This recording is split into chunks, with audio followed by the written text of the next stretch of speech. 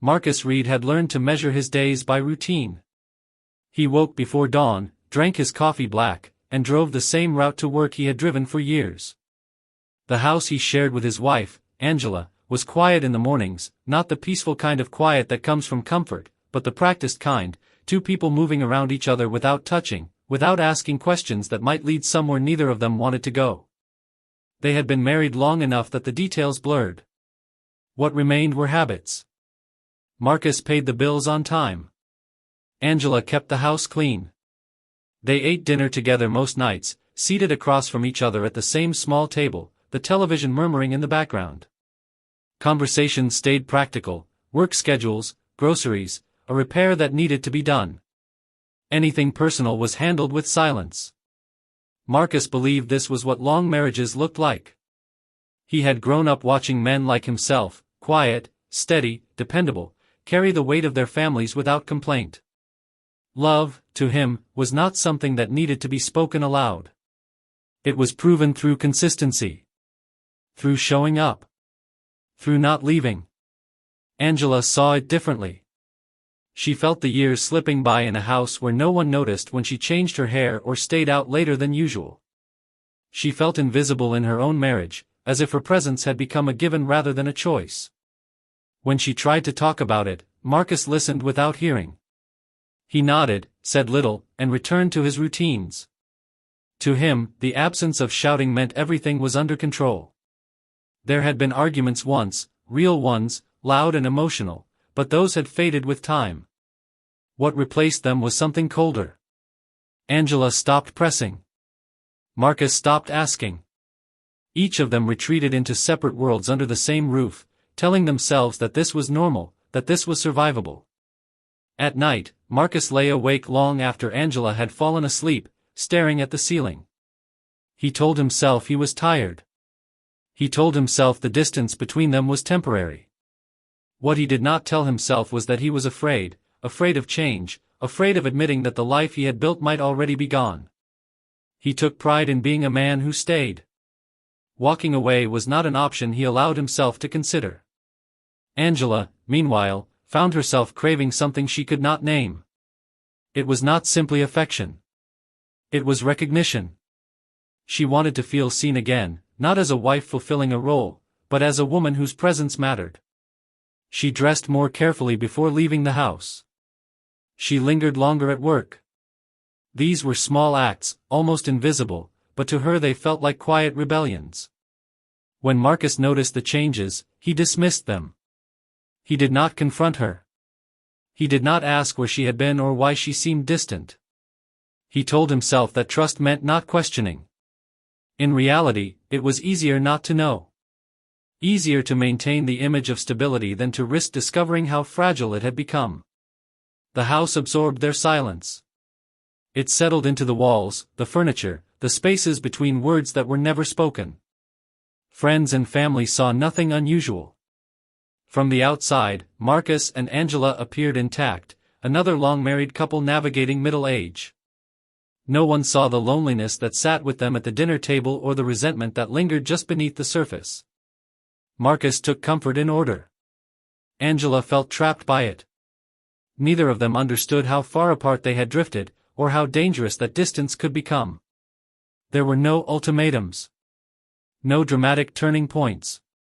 Just two people living parallel lives, each convinced that endurance was the same as connection. By the time the silence became unbearable for Angela, Marcus had already accepted it as permanent. What he did not realize was that silence, once it hardens, does not protect a marriage. It erodes it. And when it finally breaks, it does so without warning, leaving no space for understanding, only for consequences that cannot be undone. The changes began quietly, almost politely, as if they were asking permission to exist. Angela started leaving the house with more intention than before. She wore perfume again, just a trace, and chose clothes that felt less like uniform and more like choice. Marcus noticed, but he filed the observations away without comment, telling himself that people were allowed to change. He had always believed that restraint was a form of respect. Angela's schedule shifted. She worked later. Some evenings she stopped for errands that did not quite add up, returning home with nothing to show for the extra time. When Marcus asked, his questions were practical, not suspicious. "Did you eat? Do you need gas?" Angela answered calmly. There were no lies yet that felt heavy enough to carry guilt. There was only omission, and omission felt manageable. The distance between them widened by inches. They still shared the same bed, but sleep came at different times. Marcus turned toward the wall, Angela toward the window. On weekends, they moved around the house like courteous strangers, careful not to collide. When friends called, Angela sometimes stepped outside to take the call. Marcus pretended not to notice. The idea of pressing for answers unsettled him more than the unanswered questions themselves. At work, Marcus was known as reliable. He fixed problems without complaint, followed procedures, and avoided conflict. That reputation had followed him home. When something felt off, he corrected his posture rather than the situation. He worked longer hours, convinced that providing stability would restore balance. He did not see that stability, without connection, can become another kind of absence. Angela felt the strain differently. She carried it in her chest, a tightness that grew whenever she returned to the house. She found herself rehearsing conversations she never had, imagining what it would sound like to be honest, to say that she felt alone. Each time, she decided against it. Marcus would listen quietly, she knew, and then nothing would change. Silence had taught her that hope was risky. There were moments, brief, almost tender, when Marcus sensed something slipping. Once, he reached for Angela's hand at the kitchen counter and felt her hesitate before letting him hold it. The hesitation stayed with him long after she pulled away. He told himself it was nothing. He had built a life around minimizing disruption. Acknowledging the cracks would mean admitting that his careful construction was failing. Angela began to seek relief in small escapes. Music played louder in her car. She took longer routes home. She stayed later at the office, lingering at her desk even when her work was finished. Being elsewhere felt easier than confronting the quiet waiting for her at home. She was not planning anything. She was simply trying to breathe. Marcus sensed the shift but refused to name it. He had learned that naming problems gave them power. Better to keep moving, to trust that time would smooth the edges. When Angela canceled a dinner plan without explanation, he shrugged it off. When she stopped asking about his day, he accepted it as a sign of maturity. In truth, he was afraid of discovering that her withdrawal had direction. The cracks did not announce themselves. They whispered. They showed up in missed glances, in pauses before answers, in the way Angela no longer lingered in the same room. Each sign, on its own, seemed harmless. Together, they formed a pattern Marcus could not quite bring himself to see. By the time the pattern became undeniable, both of them had already adjusted to it. Angela felt further from Marcus than ever, yet strangely more awake. Marcus felt a low, persistent unease he could not explain. Neither of them understood that these small cracks were not harmless at all, that they were pressure points, quietly aligning toward a moment neither of them was prepared to survive. Angela did not go looking for anyone.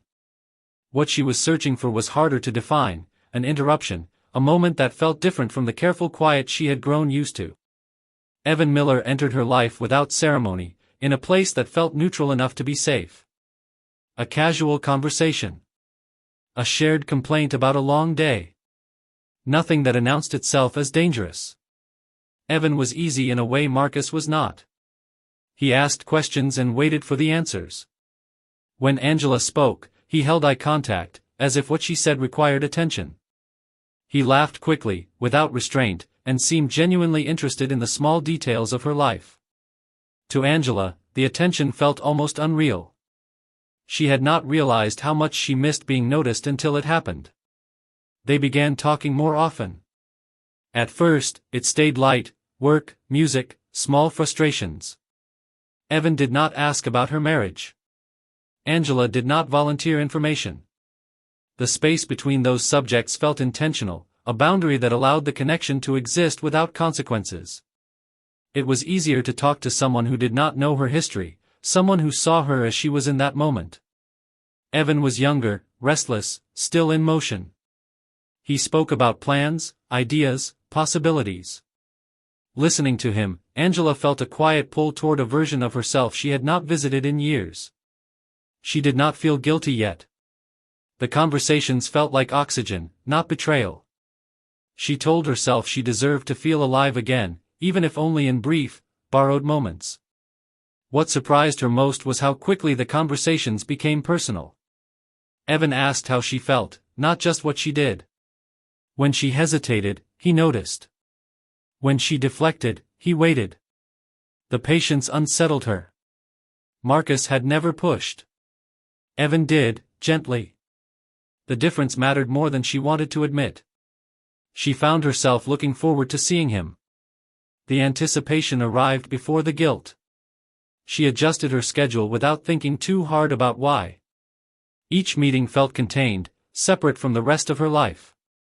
She convinced herself that secrecy was not the same as deception. As long as she did not speak the truth out loud, it remained undefined. Evan sensed the vulnerability beneath Angela's composure. He did not exploit it openly, but he did not ignore it either. He spoke about loneliness as if it were a shared language. He made her feel understood without demanding explanation. The connection deepened quietly, shaped by what was missing rather than what was present. At home, Marcus noticed that Angela seemed lighter, distracted in a way that unsettled him. She smiled at messages she did not explain. She left the room to take calls. When he asked where she had been, she answered vaguely, without meeting his eyes. Marcus accepted the answers he was given. Pressing further felt intrusive, almost disloyal. He told himself that trust required restraint. Angela felt the strain of living in two emotional worlds. With Marcus, everything felt heavy and unresolved. With Evan, everything felt immediate. She told herself the contrast did not mean she was choosing one over the other. She was simply responding to what was offered. The rationalizations came easily. They always do. Evan never asked her to leave her husband. He did not need to. His presence alone was enough to highlight what her marriage lacked. The relationship existed in the margins of her life, growing stronger precisely because it remained hidden. Each stolen conversation carried more weight than it should have. Angela knew, on some level, that she was crossing a line. But the line felt blurred, softened by years of emotional distance at home. She was not acting out of malice.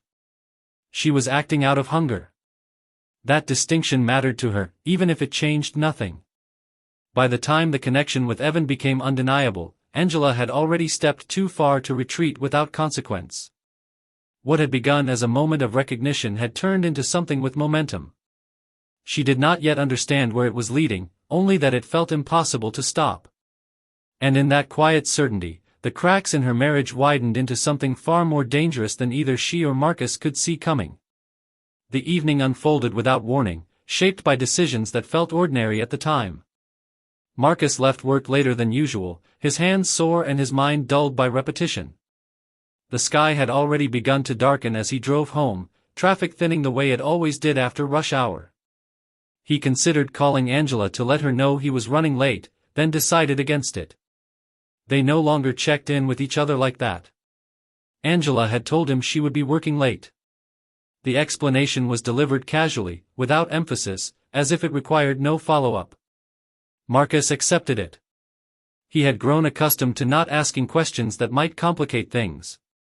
Routine had taught him that peace was often found in avoidance. As Marcus turned into the commercial district near their home, he slowed at a traffic light and glanced toward a nearly empty parking lot behind a strip of closed stores. The glance was instinctive, unthinking. And then he saw it, the shape, the color, the unmistakable outline of Angela's car parked near the far edge of the lot. The recognition landed heavily. He told himself there must be a reasonable explanation. She could have stopped for something, met a coworker, taken a break. Still, he turned into the lot, his heart beginning to beat harder with each roll of the tires. He parked several spaces away and sat there for a moment, engine running, watching the car that was not supposed to be there. The lot was dimly lit, the overhead lights casting uneven shadows across the pavement. Marcus stepped out of his car and walked slowly, his footsteps echoing in the open space. With every step, his thoughts raced ahead of him, offering reassurances he did not fully believe. He told himself he was overreacting. He told himself not to jump to conclusions. As he drew closer, he saw movement inside Angela's car. 2 figures. The windows were fogged, the shapes indistinct but unmistakably intimate. Marcus stopped. Time seemed to stretch, the moment expanding beyond its size. He felt something inside him give way, not in an explosive rush, but in a quiet collapse. There was no confusion about what he was seeing. The denial he had relied on for so long failed him completely. His body reacted before his mind could catch up. His hands trembled. His mouth went dry. The silence of the lot pressed in on him, amplifying the sound of his own breathing. For years, Marcus had told himself that endurance was strength. That staying silent was noble. Standing there, watching his wife with another man, those beliefs felt hollow. The image in front of him rewrote everything he thought he knew about his marriage. The routines, the compromises, the patience, all of it seemed suddenly meaningless. Inside the car, Angela was unaware of his presence. For a brief, terrible moment, Marcus considered turning back. He could leave. He could pretend he had never seen it. The thought passed as quickly as it arrived. The weight of the moment pinned him in place. When Angela finally noticed him standing there, her expression changed instantly. Shock. Fear. Recognition. The door opened slightly, and the night air rushed in. Marcus did not speak. Words felt inadequate, too small to contain what was happening. The parking lot, once just another forgotten space, had become something else entirely. It was no longer neutral ground. It was the place where the distance between them became visible, undeniable, and irreversible.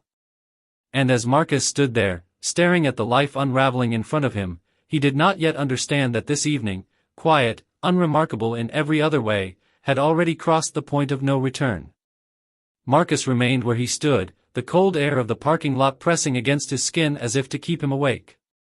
The scene in front of him felt unreal, like a picture removed from someone else's life and placed abruptly into his own. For a few seconds, he did nothing. He watched. The habit of silence that had defined his marriage reached for him again, urging him to absorb, to endure, to say nothing at all. Inside the car, Angela moved first. She pushed the door open wider, her movements stiff and uncertain. The man beside her, Evan, sat frozen, his face pale, his eyes darting between them. No one spoke. The quiet stretched, thick and uncomfortable, filled with meanings no one was ready to voice. Marcus's thoughts scattered. He felt the humiliation before he felt the anger. It was a deep, physical sensation, settling into his chest and throat. He thought of the years he had stayed. The nights he had worked late. The patience he had mistaken for loyalty. Standing there, he understood that the image before him was not just betrayal, it was erasure. Angela finally spoke his name, her voice low and unsteady. Marcus, the sound of it landed without comfort. It felt like an attempt to reach him after the bridge had already collapsed. He did not respond. He did not know how. Every word he could think of felt either too small or too dangerous. She stepped out of the car, pulling her jacket around herself as if it might shield her from what was coming. Her eyes searched his face, looking for something, mercy, perhaps, or understanding. Marcus saw none of what he felt reflected there. What he saw was fear. Fear of consequence, not regret. The realization sharpened the moment.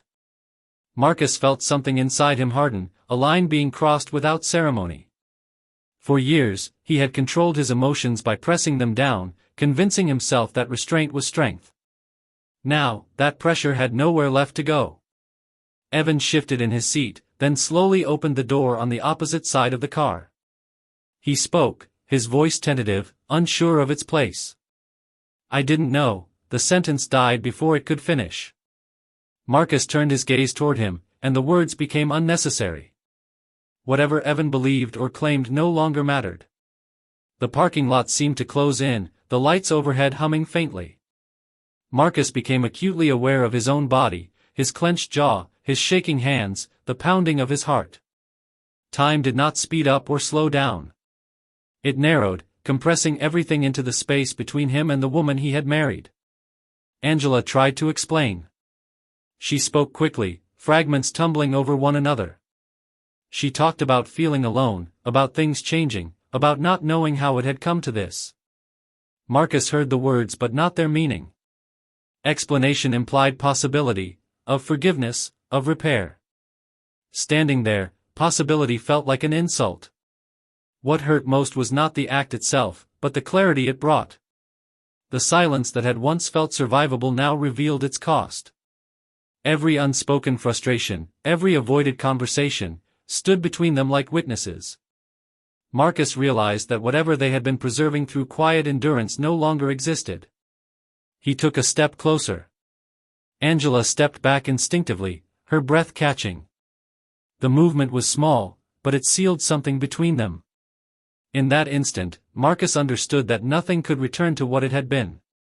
The moment demanded something final. He did not shout. He did not raise his voice. His restraint, once a shield, had become something else entirely, an empty space where reason should have been. The choices that followed were not formed through deliberation, but through collapse. The weight of humiliation, anger, and loss converged into a single, irreversible understanding. This was not a misunderstanding. It was not a phase. It was a truth revealed too late to soften its impact. As Marcus turned away from the car, the air seemed to shift, heavy with consequence. The silence he left behind was no longer protective. It was the kind that precedes something irreversible, something that, once done, could never be taken back. Marcus stopped several steps away from the car, his back turned for a moment as if he needed to steady himself. The air felt heavier now, charged with the kind of tension that refuses to dissipate. He heard Angela behind him, the soft scrape of her shoes against the pavement as she moved closer, careful not to startle him. When he turned back, his face was composed, but his eyes were not. They were fixed, searching, as if he were trying to understand how everything had led here. "Why?" he asked. The word was quiet, almost flat, but it carried the weight of years. It was not an invitation to speak freely. It was a demand for something that could make sense of what he had just seen. Angela opened her mouth, then closed it again. The answers she had rehearsed in private suddenly felt fragile, insufficient. "It wasn't supposed to happen like this," she said finally. "I didn't plan it. I didn't mean for you to find out this way." Marcus nodded once, slowly. "But it did," he said. "And I did." Evan stepped out of the car, keeping his distance. He raised his hands slightly, palms open, a gesture meant to signal harmlessness.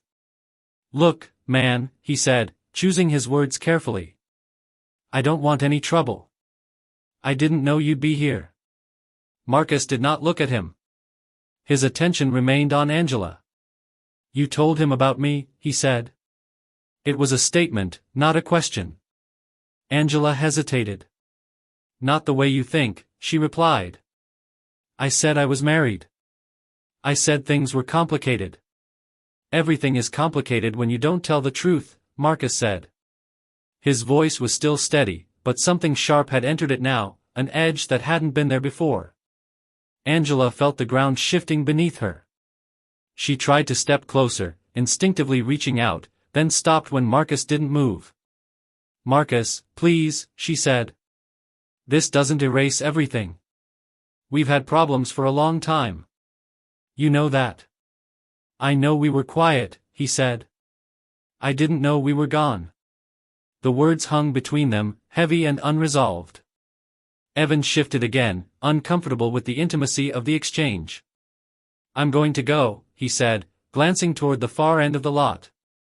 "I think that's best." Marcus turned his head slightly, acknowledging Evan for the first time. "You're not the reason," he said. "You're just standing in the middle of it." Evan paused, unsure whether to take that as permission or warning. Angela looked between the two men, panic flickering across her face. "Marcus, don't do this," she said. "Don't make this worse than it already is." Marcus exhaled slowly. "Worse," he repeated. "That word keeps moving, doesn't it?" Angela tried again, her voice rising now, urgency creeping in. "I felt alone," she said. "I tried to tell you. I needed you to see me." "I saw you," Marcus replied. "I just didn't know you were leaving." For a moment, it seemed as if something might still break through, anger loud enough to be addressed, grief raw enough to be shared. Instead, what filled the space was something colder. Marcus felt himself retreat inward, his thoughts narrowing. The confrontation was no longer about understanding. It was about acknowledgement of what had been lost, and who bore responsibility. Evan took another step back, edging toward his car. "I'm serious," he said. "I don't want to be part of this." "No one wants to be," Marcus said. His gaze returned to Angela. "But here we are." Angela's voice softened, desperation giving way to something like pleading. "We can talk about this," she said. "We can go home." Marcus shook his head. "Home," he said quietly. The word felt foreign now, stripped of meaning. He looked around the parking lot, the empty spaces, the flickering lights, the open sky overhead. "This is where we are," he said. "Right now. This is what's real." He took a step back, creating distance. Angela noticed it immediately. The space between them felt deliberate, final. She realized then that the confrontation was no longer moving toward resolution. It was stalling, suspended in a moment that could tip in any direction.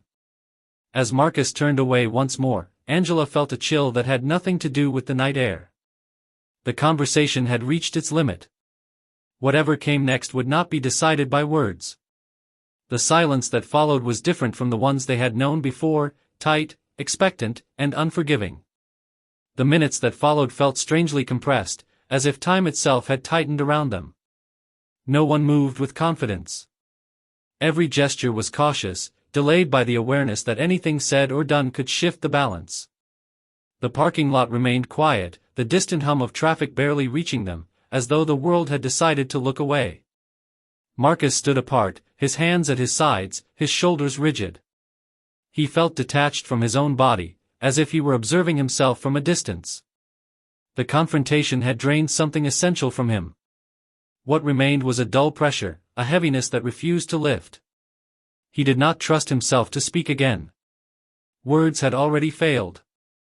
Angela watched him closely, reading his posture with growing unease. She had seen him angry before, but never like this, never so contained. The restraint frightened her more than shouting would have. She stepped forward, then stopped, unsure whether closing the distance would help or provoke something worse. "Marcus," she said quietly, testing the sound of his name again. It hung in the air unanswered. She swallowed hard.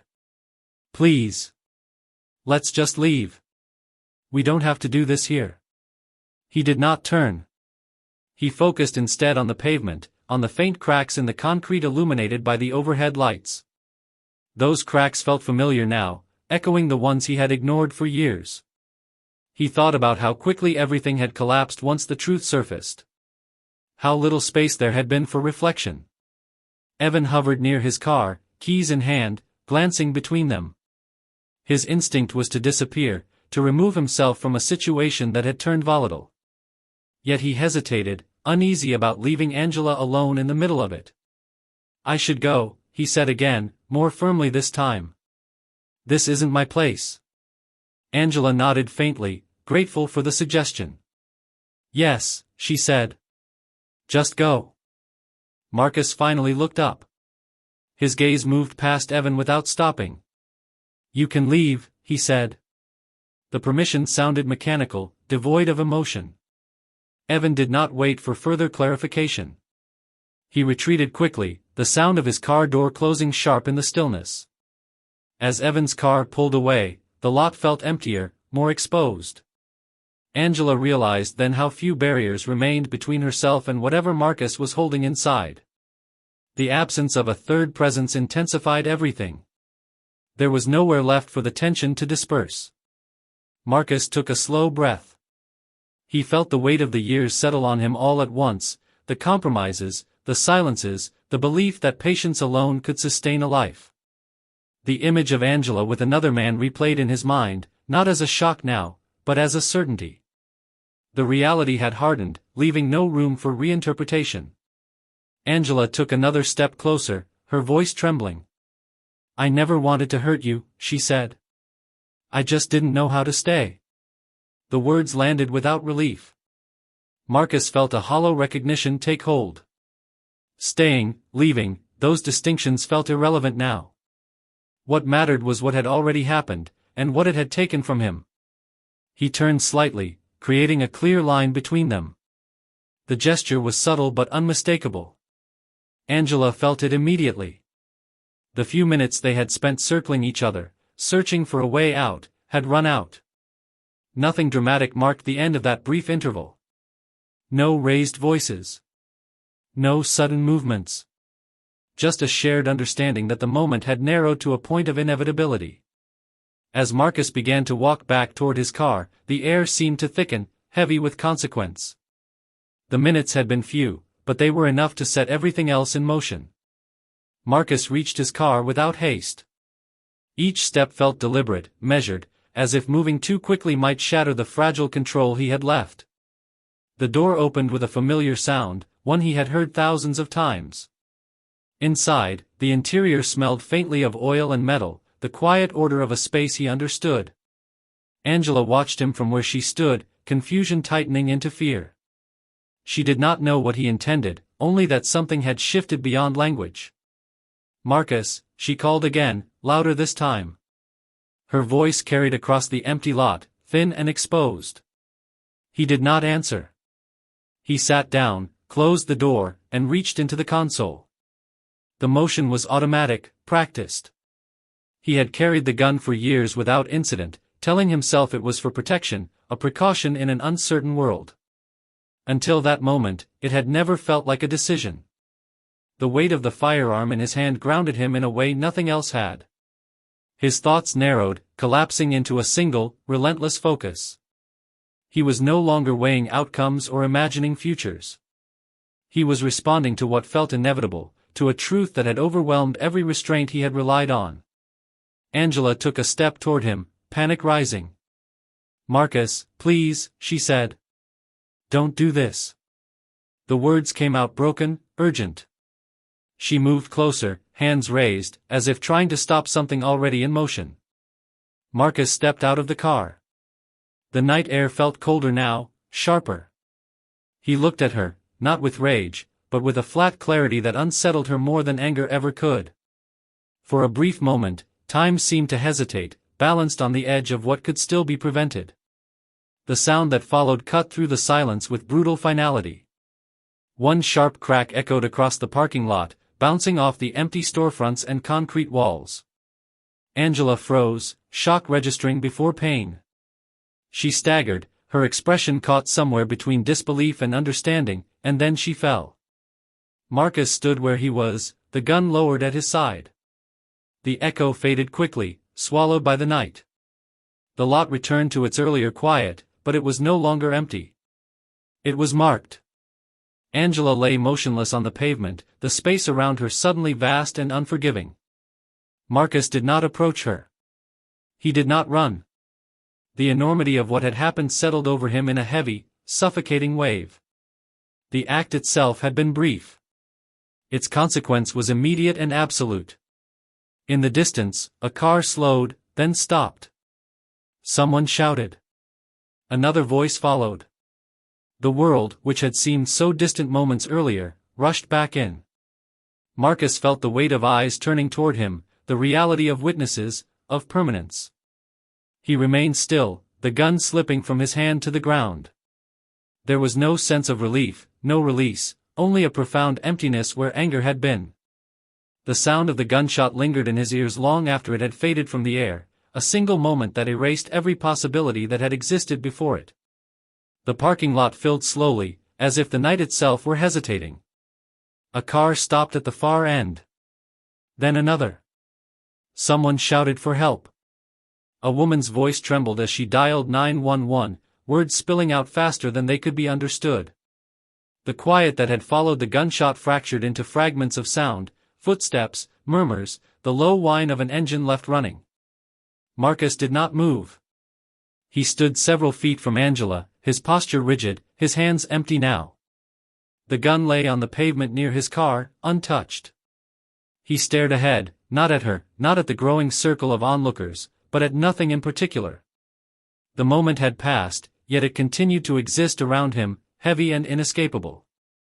A man approached cautiously, stopping short when he saw the weapon on the ground. "Is she?" he began, then fell silent, unwilling to finish the question. No one answered. The reality was visible enough. Within minutes, the wail of sirens cut through the night. Red and blue lights washed over the storefronts, the asphalt, the stunned faces of those who had gathered. Police cars rolled in, doors opening almost in unison. Officers moved quickly but deliberately, voices controlled, commands clear. "Sir, step away from the vehicle," one officer called out. Marcus complied without resistance. He raised his hands slowly, turned, and followed instructions with mechanical precision. There was no struggle, no protest. As he was guided away, another officer approached the gun, securing it carefully, as if distance alone could reduce what it represented. Paramedics arrived moments later. They knelt beside Angela, their movements practiced, efficient. One of them shook his head almost immediately, the gesture small but decisive. The attempt ended before it truly began. A sheet was drawn up, shielding her from view. The space she had occupied moments earlier now felt painfully empty. Detectives surveyed the scene, noting positions, distances, the placement of the vehicles. Yellow tape went up, cordoning off the area. The parking lot became something else, a defined space, a location to be measured and recorded. What had happened was no longer just personal. It was procedural. Marcus was seated on the curb, hands cuffed, staring at the ground. An officer stood nearby, watching him closely. When asked if he needed medical attention, Marcus shook his head. His face was pale, expression flat, as though the weight of the scene had pressed all emotion out of him. Witnesses were separated, statements taken in low voices. Some spoke through tears. Others struggled to find words at all. The question repeated itself, "What happened? What did you see?" But the answers circled the same undeniable truth. As the night wore on, the lot emptied again. Cars were towed. Evidence was bagged. The lights eventually dimmed. By the time Marcus was led into the back of a patrol car, the space looked almost ordinary once more. Almost. The scene had been secured, documented, reduced to reports and photographs. But for those who stood there that night, it would never fully release them. The place would always carry the echo of a single sound, one sharp crack that turned an ordinary evening into something permanent. The police station was quiet in the early hours of the morning, the kind of quiet shaped by fluorescent lights and exhausted routines. Marcus Reed sat alone in a small interview room, his hands resting on the metal table in front of him. The adrenaline had long since faded. What remained was a deep, persistent heaviness, settling into his shoulders and chest. Detective Laura Whitman entered first, followed by Detective Raymond Cole. They did not rush. Years of experience had taught them that the first minutes of an interview were not about pressure, but about presence. Whitman took a seat across from Marcus, placing a recorder on the table without turning it on yet. "Marcus," she said calmly. "I'm Detective Whitman. This is Detective Cole. Before we talk, I need to remind you of your rights." Marcus nodded. He listened carefully, his expression unchanged. When she finished, she asked if he understood. "Yes," he said. His voice was steady, almost detached. Whitman studied him for a moment. "Do you want to tell us what happened tonight?"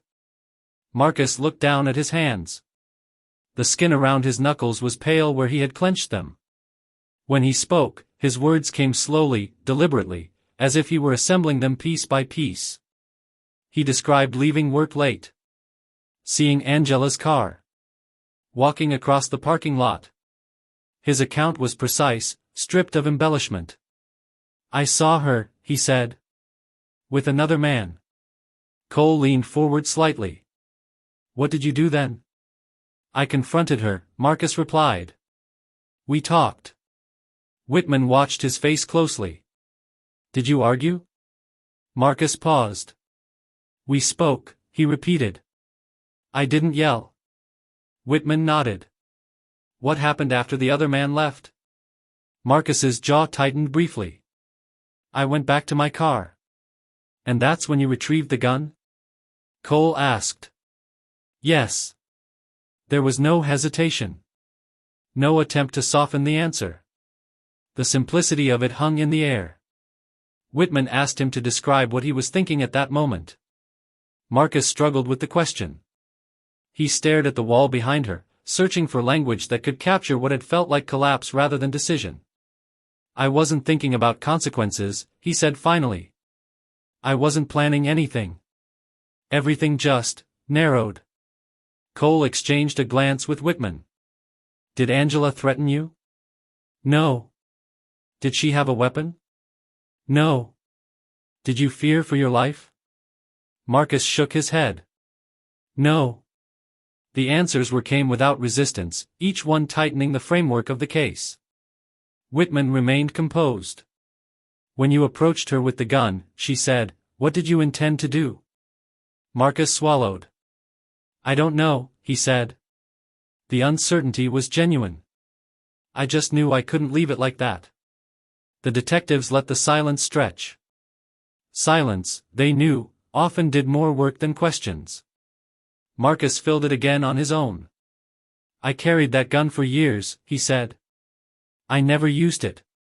I never thought I would." Whitman turned on the recorder then, signaling the formal start of the interview. She asked him to recount the moment of the shooting. Marcus's voice dropped slightly. "I stepped out of the car," he said. "She was talking. I don't remember what she said. And then," he stopped, shaking his head once. "I pulled the trigger." "How many times?" Cole asked. "Once." The forensic report would later confirm it. A single shot. No hesitation afterward. No attempt to flee. While Marcus spoke, other officers worked through the night. They interviewed witnesses from the parking lot, each account overlapping in key details. A man standing alone. A woman approaching him. The sound of a gunshot. No prolonged argument. No struggle. Evan Miller was located and brought in for questioning. He appeared shaken, his story fragmented but consistent. He described his relationship with Angela as brief, emotional, never violent. He confirmed that he had left the scene before the shooting, following Marcus's instruction. Surveillance footage from nearby businesses corroborated his timeline. By dawn, the outline of the case had taken shape. There were no competing narratives. No missing pieces that pointed elsewhere. What investigators saw was a sequence driven by discovery, confrontation, and escalation. When the interview concluded, Marcus was escorted to a holding cell. As the door closed behind him, Whitman stood for a moment, reviewing her notes. She had seen many cases born from anger, from jealousy, from loss. This one stood out for its quiet inevitability. There had been no chase, no prolonged violence. Just a single moment that collapsed years of silence into an irreversible act. As the investigation moved forward, it would become a matter of law and procedure. But for those who examined it closely, the tragedy was already clear, not only in what had happened, but in how little space there had been for it to be stopped. Evan Miller sat in the interview room long after the questions ended, his hands folded tightly in front of him. The adrenaline that had carried him through the night had drained away, leaving behind a dull ache of disbelief. He replayed the evening over and over, searching for the moment when he could have made a different choice, when stepping back might have changed the outcome. He told the detectives the truth as he understood it. He had met Angela during an ordinary day, in an ordinary place. There had been no plan, no intention to become part of something destructive. What drew him in, he explained, was her openness, the way she listened, the way she seemed to exist in a space between who she was and who she wanted to be. He had known she was married. He had also known she was lonely. He did not see himself as a threat. He saw himself as temporary. "I never thought it would turn into this," Evan said quietly. His voice cracked despite his effort to keep it steady. "If I had known he was coming, if I had felt any kind of danger, I would have left." He described the moment Marcus appeared in the parking lot. The shock. The sudden awareness that he was standing inside someone else's life at its breaking point. Evan admitted that fear had taken over quickly. Not just fear for himself, but a deep, instinctive understanding that he did not belong there, that whatever was unfolding had roots far deeper than anything he could touch. When Marcus told him to leave, Evan did not argue. He didn't challenge the order or ask questions. He got into his car and drove away, his hands shaking on the steering wheel. He told investigators that the sound of the gunshot reached him seconds later, faint but unmistakable. He pulled over, heart pounding, knowing instantly what it meant. "That sound," he said, staring at the table. "I knew something terrible had happened." In the hours that followed, Evan's emotions shifted unpredictably, fear giving way to guilt, guilt to helplessness. He questioned his role relentlessly. He had not pulled the trigger. He had not forced Angela into anything.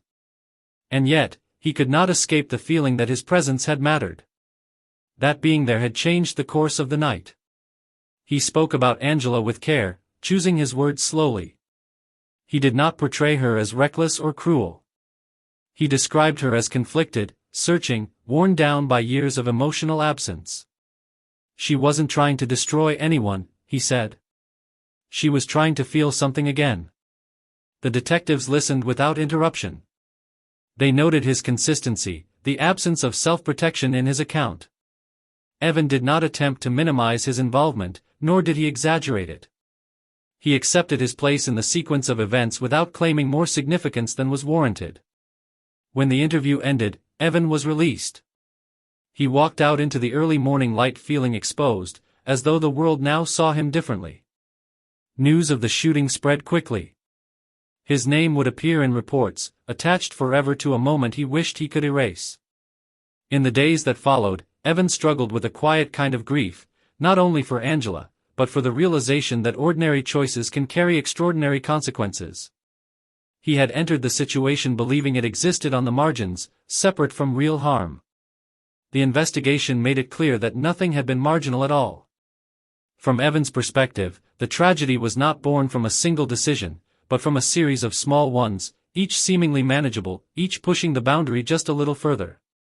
Standing on the outside now, he understood how easily those boundaries disappear, and how quickly a life can be altered by stepping into a moment that does not belong to you. The case moved forward quickly, propelled by clarity rather than controversy. From a legal standpoint, there were few uncertainties. The evidence aligned cleanly. The statements matched. The timeline held. What remained was not the question of what happened, but how the law would name it.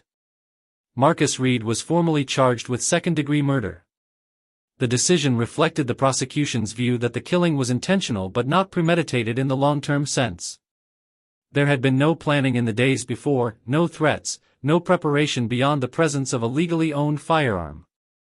Still, intent had crystallized in the minutes between discovery and action, and that was enough. Assistant District Attorney Helen Brooks led the prosecution. In her opening filings, she outlined the case in precise language, avoiding emotional framing. The state did not need spectacle. The facts spoke plainly. Marcus had confronted his wife. The other man had left. Marcus had returned to his vehicle, retrieved a gun, and shot Angela. No immediate threat. No physical struggle. One deliberate pull of the trigger. The defense team, appointed shortly after Marcus's arraignment, took a different approach. They did not dispute the act itself. Instead, they focused on the psychological collapse that preceded it. They argued that Marcus had acted under extreme emotional disturbance, a condition recognized under state law as a mitigating factor, though not a justification. Their filings described a man who had endured years of emotional isolation, whose identity had been tied to endurance and restraint. The discovery of infidelity, they argued, did not merely provoke anger, it dismantled the structure that had allowed Marcus to function. The act, they claimed, was the result of a sudden psychological rupture, not calculated malice. The prosecution anticipated this argument and moved swiftly to counter it. Emotional pain, Brooks asserted, does not suspend responsibility. Betrayal does not authorize violence. The law, she emphasized, exists precisely to prevent personal devastation from becoming lethal force. In pre-trial hearings, the judge listened carefully as both sides presented their frameworks. Witness lists were approved. Evidence was ruled admissible. Surveillance footage from nearby businesses would be shown. The recorded police interview would be played. Evan Miller would testify, as would several eyewitnesses from the parking lot. Marcus remained largely silent during these proceedings. He sat beside his attorney, hands folded, expression restrained. When asked how he wished to plead, his answer was quiet and direct, not guilty. The plea was not a denial of the act, but a challenge to its legal classification. Outside the courtroom, reactions were mixed.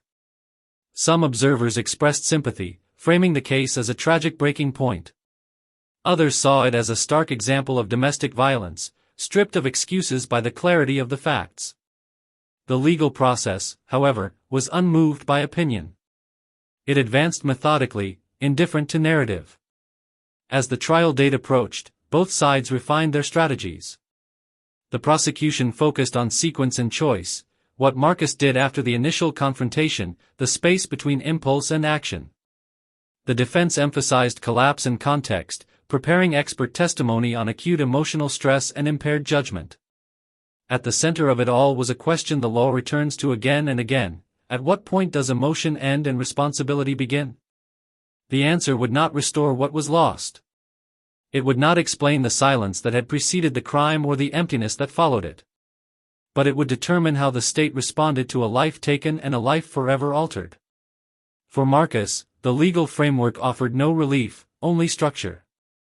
The courtroom would become the place where his private unraveling was translated into public record. Where minutes would be dissected, intentions inferred, and consequences assigned. The law could not measure the weight of years or the damage done by silence. It could only measure actions. And in that measurement, the path forward was clear, even if the outcome remained unresolved. The courtroom filled slowly on the first morning of trial, benches creaking under the weight of quiet anticipation. Marcus Reed sat at the defense table in a dark suit that seemed slightly too large, his shoulders set, his gaze forward. He did not look toward the gallery where members of Angela's family sat together, hands folded, faces drawn tight by restraint. The air carried a formal stillness, the kind that settles when personal tragedy is translated into procedure. Assistant District Attorney Helen Brooks rose for the opening statement. Her voice was measured, unhurried. She did not dramatize the facts or appeal to emotion. She spoke about sequence, what happened first, what followed, and what did not happen. She reminded the jury that the law does not ask them to weigh sympathy, only evidence. This case is about choice, Brooks said. After the confrontation ended, after the other man left, the defendant had options. He chose to return to his car. He chose to retrieve a firearm. And he chose to fire it. The defense attorney followed with a different tone, quieter but insistent. He spoke of collapse rather than choice. He described a man whose life had narrowed under years of emotional isolation, who encountered a truth he was unprepared to process. This was not a plan, he said. It was a fracture. The jury listened, faces attentive, notebooks open. The judge reminded them to reserve judgment until all evidence had been presented. The prosecution called its first witnesses. Police officers testified about the scene, distances measured, positions marked, the weapon recovered. Surveillance footage was shown, grainy but clear enough to establish the timeline. The jury watched as Marcus's car pulled into the lot, as Evan's vehicle departed, as Marcus returned to his own car and then stepped back into the open space where Angela stood. Witnesses from the parking lot took the stand one by one. Their accounts overlapped in crucial ways. No prolonged argument. No physical struggle. A single gunshot. The repetition lent the narrative a grim clarity. When Evan Miller testified, the courtroom seemed to lean toward him. He spoke carefully, choosing each word as if it might carry weight beyond the room. He described his relationship with Angela as brief and emotional, never violent. He confirmed that Marcus told him to leave, and that he did. "Did you feel threatened by the defendant?" Brooks asked. "No," Evan replied. "Did Angela threaten him?" "No." The defense cross-examined gently, probing the emotional context. Evan acknowledged Angela's loneliness, her sense of being unseen. He did not assign blame. He did not absolve himself. When he stepped down, the room exhaled. The prosecution played portions of Marcus's recorded police interview. His voice filled the courtroom, steady and unadorned. The jury heard him acknowledge retrieving the gun. Heard him say he did not fear for his life. Heard him say, "Everything narrowed." The defense then presented its case. A psychologist testified about acute emotional disturbance, describing how sudden betrayal can impair judgment, compressing thought and narrowing perception. The testimony did not deny responsibility, it reframed it. The defense argued that Marcus's actions occurred within a brief psychological collapse, not from calculated intent. Marcus chose not to testify. The decision was discussed quietly with his attorney, then finalized. From his seat, he watched the proceedings with the same contained expression he had worn since the night of the shooting. In closing arguments, Brooks returned to the timeline. "The law allows for emotion," she said. "It does not allow for execution." The defendant had time. He had distance. He had a choice. The defense asked the jury to consider the human cost behind the minutes. "This was a man whose restraint finally failed him," the attorney said. "Justice requires understanding the failure, not just punishing the act." The jury deliberated into the next day. When they returned, the courtroom rose. The verdict was read aloud, the words measured and final. "Guilty." Marcus closed his eyes briefly, then opened them. He did not react beyond that. There were no gasps, no outbursts. Angela's family held each other, quiet tears tracing familiar paths. The trial had done what it was designed to do. It had translated a private unraveling into a public judgment. It had weighed context without excusing action. As the judge set a date for sentencing, the room emptied again, leaving behind the echo of a process completed, and a life irrevocably changed. The courtroom was quieter on the day of sentencing, as if the verdict itself had drained the room of any remaining tension. There was no anticipation now, only inevitability. Marcus Reed stood as the judge entered, his posture rigid, his expression unchanged. The suit he wore looked more worn than it had during the trial, as though the weight of the process had finally begun to show. Angela's family sat together in the front row. They did not look at Marcus. Their attention remained fixed ahead, focused on the bench where the final words would be spoken. The loss had already been absorbed in ways no sentence could alter. The judge spoke carefully, acknowledging the facts of the case and the arguments presented by both sides. He recognized the emotional collapse described by the defense, but returned repeatedly to the same point: the absence of immediate threat, the deliberate retrieval of a firearm, the irreversible nature of the act. "This court does not minimize the pain experienced by the defendant," the judge said. "But pain does not excuse lethal violence." Marcus listened without moving. When invited to speak, he paused for a long moment. The silence stretched, heavy and expectant. Finally, he lifted his head. "I loved my wife," he said. His voice was low, steady, stripped of appeal. "I didn't know how far apart we were. I wish I could take that night back." There were no further explanations. No requests for mercy. He said nothing more. The sentence was read plainly, without flourish.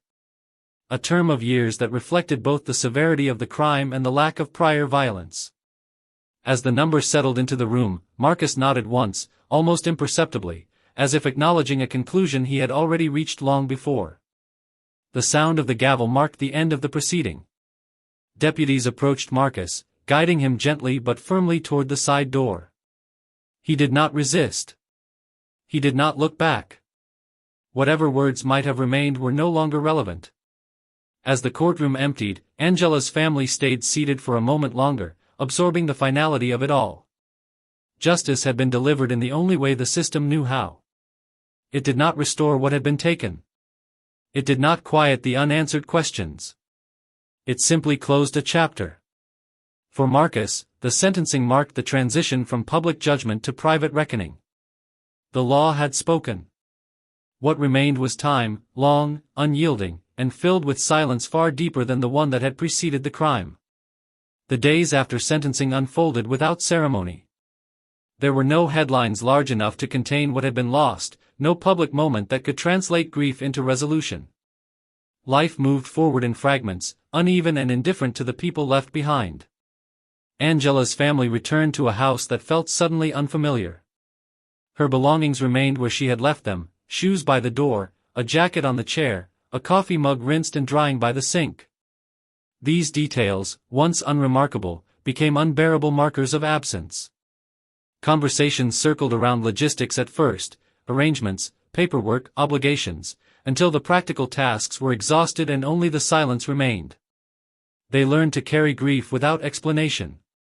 Some days were quieter than others.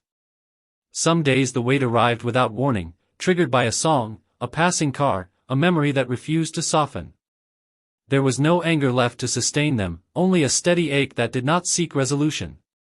Marcus entered prison without spectacle. Intake procedures reduced his identity to forms and numbers. The routines resumed quickly, structured and relentless. He adapted because adaptation had always been his strength. Inside, silence was no longer something he endured alone. It surrounded him, enforced and absolute. He thought often about Angela, not the final moments, but the ordinary ones he had overlooked. Mornings. Evenings. The spaces between words that might have mattered if he had known how to fill them. Regret did not arrive as a single emotion. It came in waves, sometimes dull, sometimes sharp, never fully receding. Evan tried to rebuild a life that now felt compromised by association. He changed jobs. He moved. Still, the night followed him. People asked questions carefully, if at all. He answered when he could. When he couldn't, he stayed quiet. He learned how easily a brief connection can leave a permanent mark. The parking lot returned to its routine. Cars came and went. Lights flickered on and off. To most, it was just another forgotten space behind closed stores. To those who knew, it carried an invisible residue, a place where something irreversible had happened, now absorbed into the background of ordinary life. Time did what it always does. It created distance without offering clarity. The case faded from conversation, replaced by newer stories, newer tragedies. But for the people directly touched by it, there was no clean edge where it ended. The aftermath was not dramatic. It was quiet, persistent, and unresolved. It lived in the way names were spoken more carefully, in the way questions were left unanswered. It lived in the understanding that silence, once mistaken for stability, had been a warning all along. What remained was not a lesson or a moral.